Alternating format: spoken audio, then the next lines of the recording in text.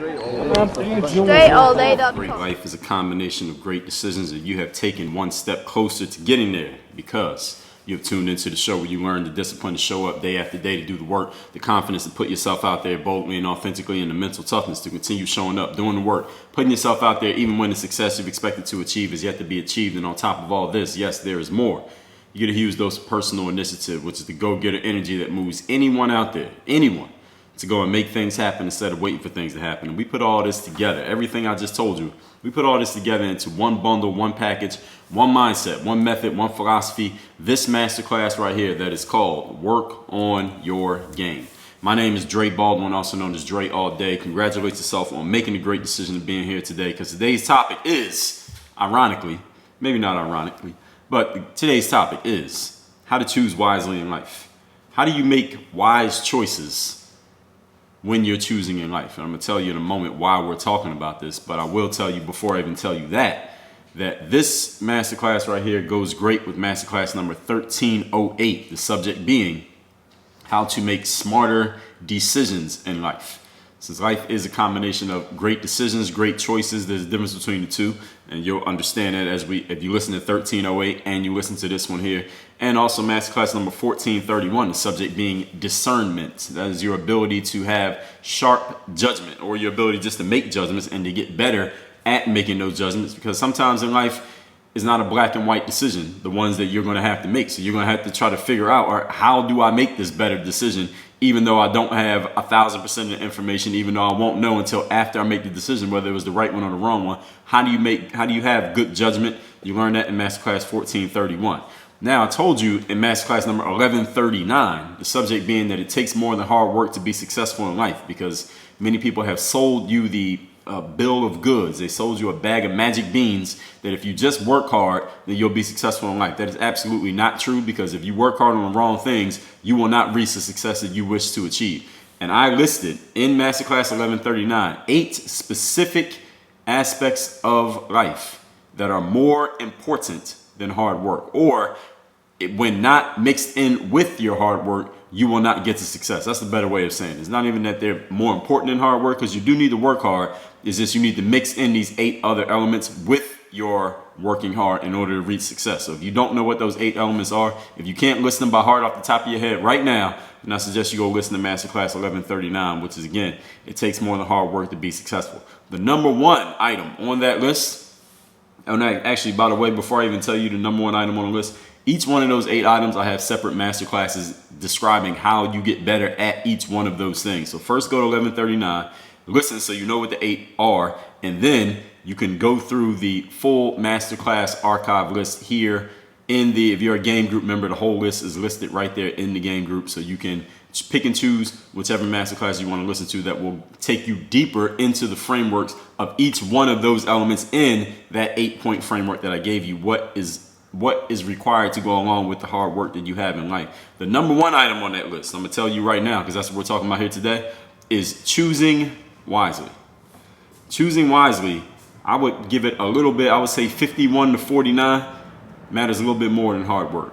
Because if you make the wrong choice, no matter how hard you work, it's not going to get you to where you want to go. But if you work somewhat hard, but you made a great choice, you can still get a little bit of success sometimes in life. Now, I'm not telling you not to work hard. I mean, the show is called Work on Your Game after all. But understand that doing everything right in life mixed with faulty choosing will not necessarily be a bad thing, but it won't be as good as it could have been. It will cost you a lot, and opportunity cost may put you in a bad situation. It will definitely leave you short of your full potential. So today, what I'm going to do is share with you a framework for how you can be more wise in your choosing in life. Because in life, you're going to have a chance, you're going to have many opportunities to make choices. And if you choose unwisely, you're going to put yourself in a bad spot, no matter how smart you are, how many people you know, how intelligent you think you are, or how hard you work. So I think this is an important subject that we covered. Do you agree? Good. Let's get into it. Point number one. Today's topic, once again, is how to choose wisely in life. Number one, you must consider second order consequences when you are making decisions. If you don't know what a second order consequence is, I want you to understand that this is a mental model. Second order consequence is a mental model that is very simple to understand once I explain it to you, but it is not so easy for us human beings, us being emotional creatures. It's not always easy for us to utilize, apply, and implement this mental model. And so let me explain what it is so that you understand why I'm saying that. Everyone here is familiar with a first order consequence, even if you never called it that before, even if you never heard of the phrase. The first order consequence is a very simple equation. If I do this thing, then this will be the result. That's a first order consequence. If you do A, then you're going to get B. So if you go to the gym every day and work out, you'll probably get sore muscles. That's something you definitely know you're going to get. Now, you may eventually, maybe you'll get some six-pack abs. Maybe you'll lose some weight. Maybe you'll get bigger muscles. Maybe you'll meet a pretty girl or a pretty guy because you go to the gym every day. We don't know if those things are going to happen, but if you go to the gym every day and work out, you'll probably get some soreness if you haven't been working out every day up until that point. That's the immediate result of your actions. That's basically what first-order consequence is. You do something, there's an immediate result that happens because of the thing that you did. That's a first order consequence. Everyone is pretty familiar with that, right? If you're hungry and you eat some food, you probably won't be as hungry anymore because you satiated your hunger at least to some extent. If you're thirsty and you drink some water, you're going to be less thirsty because you just drank some water. That's the first order consequence of drinking water. The second order consequence, and this is what we're talking about here, point number one, second order consequence is I do this thing, then there's going to be a result, and then after that initial result, this thing will happen, and then this thing will happen, and this thing will happen, and so forth and so on. In other words, the second order consequence are the results of the results. These are the things that happen a layer deeper, a level deeper than the initial immediate results of your actions. So, for example, if you're hungry for a snack right now, you're craving some snacks, and you go to the pantry and you eat a whole bag of potato chips, you probably won't be craving snacks anymore. That's the first order consequence. But the second order consequence is maybe 3 weeks later, your cholesterol is going up, you gain a couple pounds, maybe you're not as you're not as energetic the next day because you ate a whole bag of chips, which lowers your energy for the next day. Maybe you don't sleep so well because you ate those greasy potato chips before you went to bed. All of these are second order consequences. They're the things that happen after the first thing happens. If you drink a whole lot of water right before you were thirsty before you went to bed, so you drink a whole liter of water, so you won't be thirsty anymore. That's the first order consequence. But the second order consequence is you might wake up 4 times during your sleep to go to the bathroom because you got all that fluid in your body that needs to be flushed out. Now, another second order consequence doesn't necessarily have to be a bad thing. Another second order consequence, if you drink that much water every single day right before you go to sleep, or you're drinking a ton of water every day throughout your day, eventually maybe your skin will clear up. You'll feel and look a lot healthier. Your energy will be a lot higher. You'll think a whole lot more sharply. You'll be less wanting alcohol or soda or juice or snacks because you've been drinking so much water. So second order consequences not necessarily have to be a bad thing. So sometimes some of you may have an unconscious association with the word consequence and think to mean that is something, it denotes something negative. Not necessarily. A consequence is just the result of an action. That's all consequence is. So the first order consequence is you do something, you get an immediate result. Most human beings, rational people, if you can listen, you're listening to me right now and you voluntarily chose to listen to this show, I'm assuming you're rational, you're probably pretty smart. So you understand first order consequences. Second order consequences, you are smart enough to understand these as well. It's just maybe you don't think about them too often, but you should start thinking about them, especially if you want to get better at choosing wisely in life, which is the subject of this class. Is that you need to think, okay, there's an immediate result of this action, which you can probably forecast with a reasonable amount of accuracy. But then what's the result of that result? So you're in an argument with somebody and you start saying the nastiest, meanest things you can say and empty out your chamber of profanity at that person because you're pissed at them in the moment. Now, the immediate result of your action, first order consequence, is they might shut the hell up and stop arguing back with you because you just unloaded on them verbally. But the second order consequence is they may go tell somebody what you said, or they may resent you forever and you may ruin that relationship, or somebody who you didn't even know was listening to the conversation heard the conversation, now they're looking at you different, or you might end up getting fired from your job, or somebody might want to beat you up, or who knows. There are plenty of other things that can happen as a result of the result. That's what a second order consequence is, and that's something that you need to start thinking about more often if you want to get better at choosing wisely in life. Yes, this is going to happen, but what is going to happen after that? Now, you got to make sure you don't get stuck in analysis paralysis now that I'm telling you about second order consequences, because the second order consequence could lead to a third, fourth, fifth, sixth, and 97th order of consequences. So this, you could spend your whole life just analyzing what's the next consequence and the next one, all the possible things that could happen when I take this action, what could happen after that, and that, all these ramifications can go on and on forever. This is why I already referred you to masterclass number 1431 about discernment, so you can get better at judgment. All right, at what point do I need to stop analyzing this and just take action? So understand, again, we're still on point number 1 here. Today's topic, once again, is how to choose wisely in life. The second order consequence is the thing that happens after the thing. Most human beings, because we are emotional beings, and that's why I mentioned that earlier, we usually think of first order consequences. All right, you have some emotion. It could be anger, it could be happiness, joy, sadness, frustration, fear, whatever it is. We take some action to handle that emotion that we're feeling in a moment. And emotions can overpower logic if we allow them to. And that's why I'm bringing up emotions. And we get a short-term gratification, whether that gratification be we got to eat something, we got to cuss somebody out, we got to go to sleep, we got to not go to work, we got to sit down because your feet were tired from standing up so much. But understand, as a general rule, ladies and gentlemen, people who can condition themselves and they train themselves, they discipline themselves to think further ahead with their actions, they generally make better choices. Generally speaking. Now, just because you're thinking second, third, fourth order consequences does not necessarily mean that you'll be better at making choices, but generally it means you will, because again, you listening to this as a logical, rational, higher than average intelligence individual. They say people who listen to podcasts are, generally speaking, higher intelligence. They make more money. They're more successful people than people who don't listen to podcasts. And that's something that's actually been studied. I'm not just making that up. But understand, since you're that type of person, the further you think out the results of your actions, that usually means you will probably make smarter choices. Doesn't that just make sense? Exactly. Point number 2. Today's topic is how to get better at choosing wisely in life. Point number 2, you must think leverage.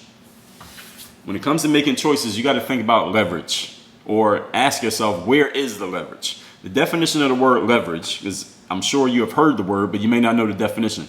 Definition of leverage means to use something to maximum advantage. Allow me to say that again for those who didn't hear me. Leverage means to use something to maximum advantage. Leverage in choosing wisely means this. You got to ask yourself, what choice will produce results that are greater than the sum of their parts? This is an amazingly insightful question, if I may say so myself, if I may give myself credit for that. Insight, masterclass number 1177. Insight is the key to going from 1x to 10x in life, and that's 1x to 10x in anything that you do. You want to go from 1x to 10x in your level of thinking, then you need insight. Insight means asking yourself the right questions even when you may not immediately know the answers, and dancing with that question until you come up with an answer. That's what insight means. This is a very insightful question that I just gave you. I'm going to give it to you one more time. What choices will produce the results that are greater than the sum of their parts? All right, this is what many people do, or at least they think this is what they're doing when, for example, choosing a career after they finish school, whether that be high school, college, graduate school, whatever. A lot of people will choose a certain career because they will, and you can check yourself, see if you made your choice, your career choice based on this, or you have made a career choice at some point based on this. How much money you're going to make, how much prestige you will gain, prestige with whatever audience, whether that be your family, your colleagues, your peers, the people you went to school with, people from your neighborhood, whoever you're trying to impress. You want to get a certain level of prestige. So you took a career based on that. Maybe you need to pay back some student loans from school. Maybe you want to get approval of your parents or your peers, or based on the school you went to, you think you got to get a certain level of job. Otherwise, you will look bad compared to everybody else who went to that school and the kind of jobs that they got. A lot of people make decisions in life based on, again, they think they are leveraging things. I remember I knew this woman once here in Miami, and she told me she was an attorney. I don't remember what kind of law she studied, but I asked her, why did you become an attorney? And she said for the prestige. She said for the prestige, the position, and the money that she can make. And I remember thinking to myself, as soon as she said that, she's probably not very happy at that position, or at some point she's not going to be happy anymore. Now, listen, money can make a lot of people happy. All right, they say money doesn't buy happiness, but it can buy everything that can make you happy, right? So there's nothing wrong with doing something to make money, but she was taking a job for the prestige. When somebody says they're doing something for prestige, let me translate that for you. That means they're doing something to impress other people. Because that's all prestige is. I mean, think about it. If there were no other human beings on this planet, there would be no such thing as prestige. Now, you don't get prestige for yourself. You get prestige because you know other people are looking at you, judging you, and you want them to have a certain judgment of you. So you take certain actions hoping you can control that judgment. That's what prestige means. And that's what her answer was when she took that job. So she believed she was leveraging her law degree because, and there are other things that she didn't say. She probably has some student loans from law school that she needed to pay back. Actually, she absolutely has some student loans from law school that she needed to pay back. There are probably some people in her family who were lawyers, or some people in her family who maybe were at a certain level of success, whether low or high, that she wanted to either get up to their level or be above them. Maybe her parents conditioned her to think that. Maybe she went to a school where everybody got to a certain level in the law industry, so she needed to get there as well because she didn't want to fall behind. There's plenty of things that she probably thought by taking that job, she was leveraging by getting all these things. So in other words, when I say leverage, you're doing one action that, again, produces a result that's greater than the sum of its parts. So if you decide on a certain career out of school, you can A, make money. Well, let's say not A, but 1, you'll make money. 2, you get prestige. That means you look good in front of other people. 3, you can take care of some things financially you need to take care of. 4, you get approval from certain groups of people. So you got 4 results out of one action. That is leverage. You understand that? But at the same time, that sometimes you think you are making a leveraged choice that is a positive leveraged choice for you. You're getting all of these results from one action. At the same time, you may not have thought of, or maybe you forgot about, point number 1, second order consequences. What's the second order consequence of taking a career just because of how much money you'll make, or how good you'll go, or because your parents always wanted you to be that thing, so you decide to do what your parents always wanted you to do, or because you wanted to make sure you kept up with the Joneses, the other people who were in your graduating class, so you wanted to get a career that paid you the same amount of money as them, or the same career as them, or what everybody who came before you, quote unquote, everybody who came before you did. Yes, you may have leveraged that decision into getting all these results, but you didn't think of the second order consequences. What are the second order consequences of taking a career for reasons that are not really personally fulfilling to you? Maybe they fulfill you on the surface, but they don't fulfill your soul. What happens? Now you get into a career, and I'm extending this example here. You may step yourself into a career, and this could be any career. So this is not a shot at any attorneys out there, because we need attorneys. Maybe not as many as we have, but we need some. Maybe you end up in a career that you can't leave because your lifestyle is connected to the paycheck that you get from that career. You got a nice car, maybe more than one. You got a nice house, maybe more than one. You have kids, maybe more than one. And they're going to very nice schools that cost more than $1. You're in a relationship, and you are supporting that lifestyle with the income that you make from your career. Now, for you to switch careers and go do something you actually want to do, you probably don't have the skill set to step into it and make the same amount of money that you're making right now in a career that is really not fulfilling to you. So now the career owns you instead of you owning the career. Now you're stuck there. I guarantee there's somebody listening to me right now who feels like they're in this position. I'm not asking you to raise your hand or call yourself out, but you know who you are. And some of you probably know some people who fit this description. They thought they were making a leveraged decision, and they were, but they didn't think of the second order consequences. Now, 5 years later, 10 years later, 50 years later, you're in that career, you don't feel personally fulfilled because you didn't think later on down the line, is this the best decision for me to make? You made a decision that satisfied you in the moment, the first order consequence, but you didn't think of the second, third, fourth, and fifth order consequences. Now that lifestyle is tied to your paycheck. The lifestyle you're living is tied to the paycheck from your career. Your ego is connected to you having a certain job title. So you emotionally couldn't bring yourself to leave that job and leave that title and start back at ground zero in a different career, because you had to start at ground zero because you don't have the skills to do anything else unless you do something that's similar to what you're doing, which is probably not what you really want to do with your life. But again, you made a certain decision for a certain situation. You got a family to support. You got to pay for your kids' private school education. Now, I don't know how many of you have kids, or how many of you who do have kids have looked into private school education, but I, at least as of this recording, do not have any kids. And I looked into how much it costs to send kids to private school, even here in South Florida, and it's not cheap. It is not cheap. It could be a whole other job for another human being to send kids to private school. Even I'm talking like elementary school. is crazy how high those prices are, but hey, maybe it's worth the money. We'll see. We will eventually see. That time will tell. Your ego's connected to it. Your family, you got a family you have to support. Maybe you feel like you're too old to start over. That's also part of your ego being connected to it. Too old, as judged by who? Who's the one who's telling you that you're too old? You're telling yourself because you think that's what other people are going to think about you. That's all ego. That's all emotion. Leveraged choices, ladies and gentlemen. Now I'm back. I'm out of the example. Now I'm back to on point number 2 here. The topic again today is choosing wisely in life. Leveraged choices means you make choices in such a way that your results will multiply on their own. Now again, if you really, really wanted to be, and we'll just keep using this example, you really wanted to be an attorney. I know very few people who really wanted to be an attorney because they love the work. Or the work of being an attorney, from what I've read and heard, is actually extremely boring. Or it's not like Law and Order. Or for those of you who only know it from watching TV, it's not like that at all. Maybe, let's say that you really want to be a lawyer. That means your results are multiplying on their own. So you go to the job, and because you're at that job, you're making money.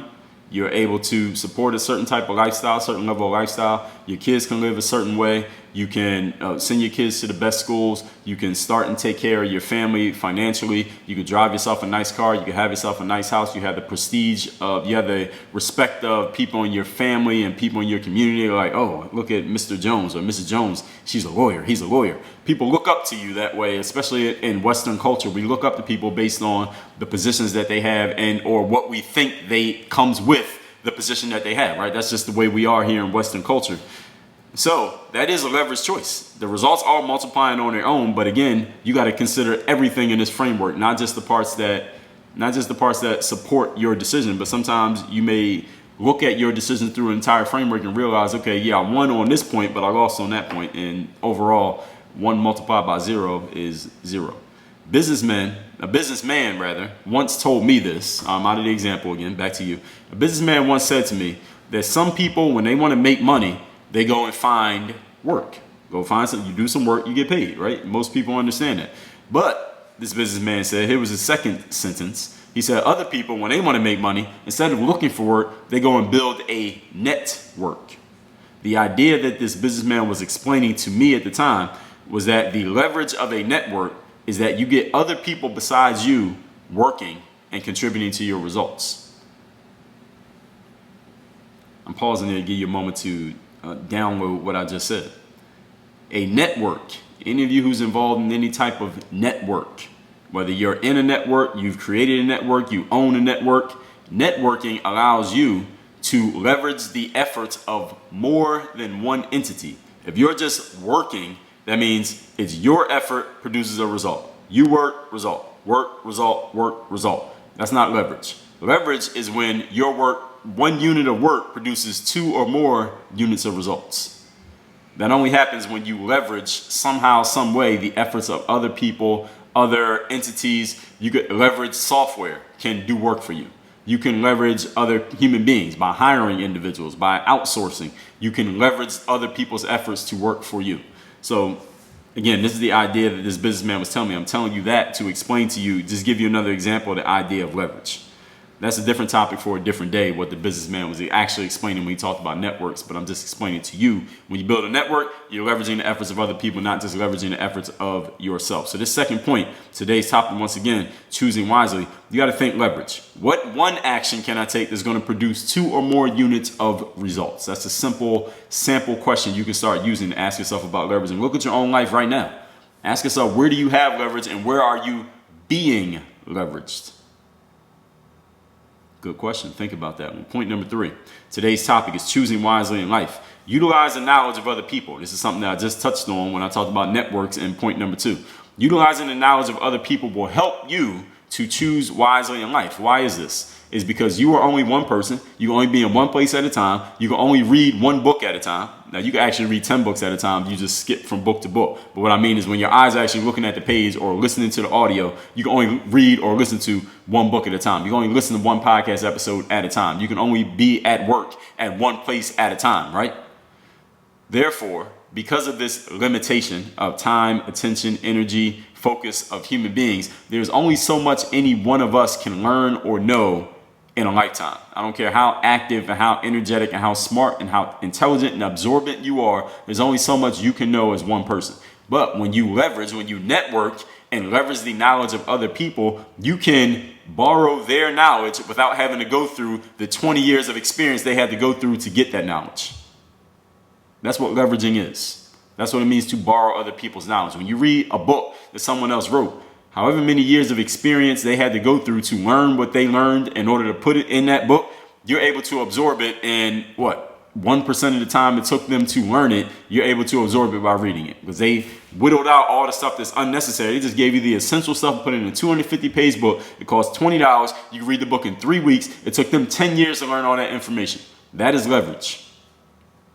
That's why reading a book is important, or listening to a podcast, or listening to someone's interview, or hiring a coach or a mentor. All the years it took them to go through trial and error and experience and failures and successes and figuring things out and seeing what works and seeing what doesn't, they're able to condense that down into an 8-module course or a 30-minute masterclass or a 6-week coaching session, platform, or what other ways? A 250-page book or a 90-minute keynote speaking session. That is leverage. You are leveraging all the time that they had to take to get it down into this little condensed thing that's highly concentrated, and then you're able to download and absorb it. Now, if you implement it, then you can get great results from that. We're going to be talking about implementation very soon. This is what I mean by utilizing the knowledge of other people. So the question you got to ask yourself is, who do I know who could provide insights into the decision that I'm currently faced with? Let me give you that question again for those in the back who are falling asleep. Who do I know who could provide insights into the decision that I am currently facing? Instead of asking, what do I need to do to figure out the answer to this question? Because you may not be able to do anything to figure it out because you simply don't have the information. Ask yourself a better question. That's the name of one of my books. Ask yourself a better question. You get that at workonmygame.com. Here's the question you got to ask yourself. Who do I know who can provide insights into the decision that I am currently facing? This is where a coach or being a part of a mastermind group provides immense value, and it will leverage. You can leverage your time. 30 minutes with a coach could save you 30 days of trying to find a certain piece of information, because that coach can help you in 30 minutes, help you figure something out in 30 minutes that would have took you a month to figure out on your own, if you even figured it out after a month. You might think you figured it out, but you probably didn't. This is where you leverage a coach. This is where you leverage being part of a mastermind group. This is why you invest in yourself, to go buy a book or sign up for a course or whatever it is you're doing to invest in getting the right knowledge from the right people. You do not have to have all the knowledge yourself. You just need to know who has the knowledge and have access to those individuals. You can share your questions, challenges, and problems with a coach or a mastermind group and get insight from other people who probably know more than you, know things different from what you know. It's not necessarily that they're smarter than you. They're just smart in certain areas in which you are ignorant, and you're smart in areas in which they are ignorant. This is the power, this is the leveraging that you get when you network with other people and people who are not just like you. And I've talked about this in different masterclasses here on this show. This is how you get insights, again, from people who may know more than you, know different things from you, when your everyday friends, the people you already have access to, they may not be qualified to offer much to you by way of advice. Now, if none of your friends are entrepreneurs and you're trying to start a business, or your friends can't help you with the information you need. You could also, if you don't have access to certain people, you can consult people through their books, podcasts, videos, courses, or whatever else it is they have to offer, if you don't have anything better. The challenge with those things is, I got to make sure I'm telling you everything. The challenge with getting all your information through podcasts and YouTube videos and blog posts and even books is that the capacity, all of those it's very vast. I mean, how big is a library? How many books does Amazon have? How many podcasts are in the podcasting app? How many videos are uploaded to YouTube every 10 seconds? The challenge with getting your information from those places is that you may not know where to look, and the options are endless. So how do you even know where to begin? You don't even know what question to ask to find the information that you think you need. But if you have a coach, they know the exact question to ask, they know the exact answer to the question, they know exactly what you need to do and where you need to go to get the answer. You don't know that. You need that insight. You can't get that insight from YouTube. YouTube has 1 billion videos. Where do you start? Which one has the information? Who's the person with the right knowledge and access and the right angle on this based on your particular situation, you don't know. But if you leverage the knowledge of other people, I mean people that you actually have direct personal contact with, they can help you cut down that learning curve. So instead of you taking 10 years to figure something out, you can figure it out in 10 minutes if you're talking to the right person. Remember that time, ladies and gentlemen, is of the essence. So let's recap today's class, which is how to choose wisely in life. And again, the master classes this goes well with: masterclass number 1308, how to make smarter decisions; number 1431, discernment, your skill and judgment; masterclass 1177, insight, the key from going to 1x to 10x. I told you in masterclass number 1139 that it takes more than hard work to be successful in life. You need to combine it with 8 other elements. The number one element on that list was choosing wisely. Do everything right in life, but make some bad choices mixed in with doing everything right. That could equate to not the outcome that you want. Let's just put it like that. Point number 1, consider second order consequences. This is a mental model that is simple to understand, but not so easy for us emotional human beings to utilize. A first order consequence: you do something, something happens. Second order consequence: I do something, something happens, and then something else is going to happen because of that something that happened. Then something else, and then something else. So second order consequence and third, fourth, and so on means thinking further down the line of the results of your actions. Not just what's going to happen because you did a thing, is what's going to happen after that thing, and after that thing, and after that thing. And generally speaking, the people who think further ahead, as a general rule, will make better choices. Why? Because I know you are a smart individual because you're already listening to this. So a smart person thinking further ahead, just that equation equals better choices. Point number 2, think about leverage. Definition of leverage is to use something to maximum advantage. Leverage in choosing means asking yourself what choice will produce results that are greater than the sum of their parts. Many people do this when, for example, choosing a career, but in many other areas in life, I do this thing and I get I put in 1 unit of effort and I get 10 units of results. This is a good thing to do. The problem that many people have is that even though they think they're leveraging when they make their decisions, they are only thinking of first order consequence. I do this thing and I get these 10 results. That's the first order consequence. What's the second, third, fourth, and fifth order consequence of the decision that you made? Somebody might make a decision, for example, to buy a house. All right, I bought a house. Now I'm a homeowner. That's one result, first order consequence. Another first order consequence: now I don't have to pay rent anymore. Another first order consequence: now I own a house. I can tell people I own my house. I don't rent my house. I'm not wasting money on rent. Some people look at things like this. There's another first order consequence. Positive thing for them if that's the way they decide to look at it. And there are many other positive first order consequences. You get to be part of the homeowners association. All these things become first order consequences. However, if you don't think of the second order consequences, here's one: if something goes wrong in the house, you can't call maintenance. You got to fix it yourself. And that's the second order consequence that you might not have thought of. Here's another one: you're stuck there until you sell that house or do something. And even if you leave it, you might end up underwater, quote unquote underwater, because you can't get rid of the house, or the house is worth less than it was when you originally got it. So you end up losing money on the house, but you were so happy to be a homeowner. So this can end up costing you. That's a second order consequence in the long run. Or what if you get a job across the country and you want to move over there, but hey, you're stuck in this house. You can't just get out of a lease. You're not in a lease. You're in a 30-year mortgage. How are you going to get out of it if you can't sell the house? Now you might have to take a loss on the house. Now you lost money, but you thought getting out of being a renter was saving you money. It actually ended up costing you money. So it's a second, third, fourth, fifth order consequence that you may not have considered. I'm not saying necessarily that's what happens to somebody when they buy a house, but you understand the point that I'm making, do you not? Second and third order, fourth and fifth order consequences means thinking further down the line of every decision that you make. Leveraging is something that many people think that they're doing, but they're not considering what comes after that. And that's a different topic for a different day. Point number 3, actually it's the same topic today. Actually, what I meant to say is people say when they want to get work, want money, they go look for work. But if you want to make money faster, what you need to do is build a network, meaning leveraging the efforts of other people. When you leverage other things, people, places, things, software, leverage those things, they can get more work done for you than you can get done by yourself. You cannot do it all on your own, which is why I told you there are 8 other things you need in life that are just as important, if not more important, than just hard work alone. Point number 3, utilizing the knowledge of other people. Who do you know who can provide insights into the decision that you are currently being faced with? This is where coaches, mastermind groups, mentors, this is where they provide the most value. You can share questions, challenges, and problems, get insight from people who know more than you, know different things from you. When your everyday friends, people you hang out with every day, may not qualify to offer you much by way of advice. You can also consult free resources or very low cost resources, such as a book, a podcast, a video, or online courses if you don't have anything better. The challenge with those things is that you may not know where to look. You may not know who to choose from. You may not know who's the person with the right information. And the capacity of all those things is so vast. The options are so endless that you don't even know where to look, where to begin. And you may go down a rabbit hole that ends up being the wrong rabbit hole. You may find a snake at the bottom of it. And time is of the essence, ladies and gentlemen. So you got to be smart in leveraging your power of choice. And that's how it's done. Work on your game.